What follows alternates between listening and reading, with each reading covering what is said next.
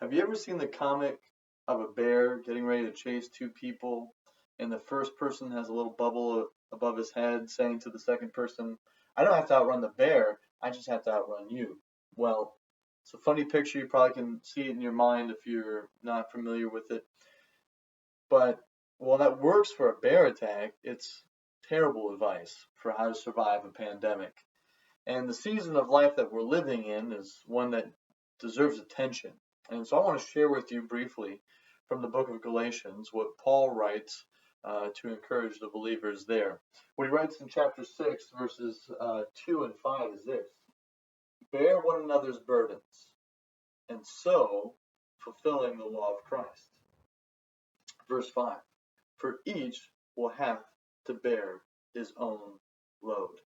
Now, what I want to show you, starting with this second verse here, is that this term for load here is things that we have to deal with that are reasonable.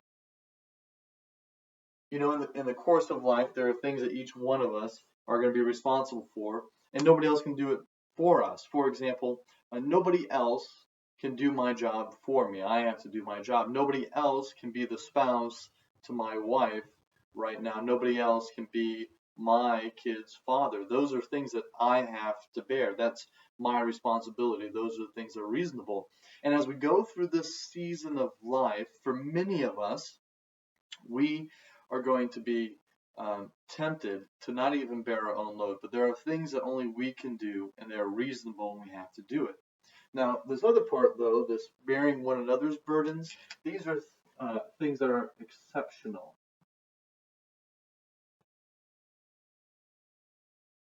And I think you can agree with me that we're living in exceptional times, that what we're going through with isolation, fear of catching a disease, fear of carrying a disease that we don't even know, these are exceptional times. And so how do we bear one another's burdens in this exceptional time? Well, there's a word that I think is very key to this, and it's the word empathy.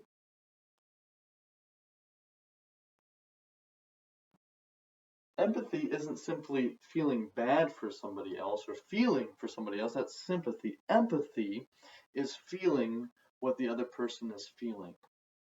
And what I've noticed as I've talked with people, as I've seen people interact on social media, is that although we're all going through the same experience, we're all living through it with different lenses. And so some people are more flippant. Some people are paralyzed by fear. Some people are very concerned for themselves. Some people are very concerned for loved ones. And what we need right now in order to bear one another's burdens is we need to live out empathy. We need to be able to feel what other people are feeling. And the way that we begin to get there, I believe, is that we listen really, really well. We can't simply hear what people are saying, but we need to listen. We need to understand. So we're listening to understand what they're saying, not simply assessing what they're saying. And we seek to ask clarifying questions so that way we gain greater clarity.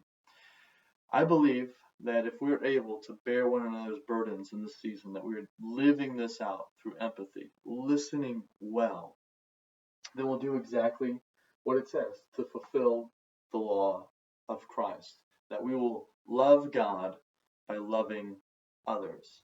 We will love God by loving others. And as we go through this exceptional time, as we carry our load, as we bear the burden of others, as we live out empathy, listening well to one another, really hearing what people are saying, then I believe that we're going to be able to go through this in a way that's not simply that's emotionally exhausting, but not emotionally devastating. To be honest, no matter what happens, this time period, it's going to be exhausting. To bear our load and to bear the burdens of others, it's going to take an emotional toll. But if we do this well, if we bear one of those burdens, then it doesn't have to be emotionally devastating. It doesn't have to wreck us. It doesn't have to destroy us. We don't have to go to burnout. We don't have to come to the end of our rope. We don't have to go over the edge. Will we be exhausted? Absolutely. That's going to happen, but it doesn't have to devastate us. And so I want to encourage each one of us in the Moody family to live out Galatians 6, that we would be people who would bear one another's burdens while carrying our own load. That this would be a season where we'd be intentional in focusing in on Jesus. And I want you to be encouraged that although we may not be able to gather together currently in our church settings or in our small groups, but this is a season that the Lord is sovereign. It's not coincidental that we are approaching the Easter season and living through this pandemic.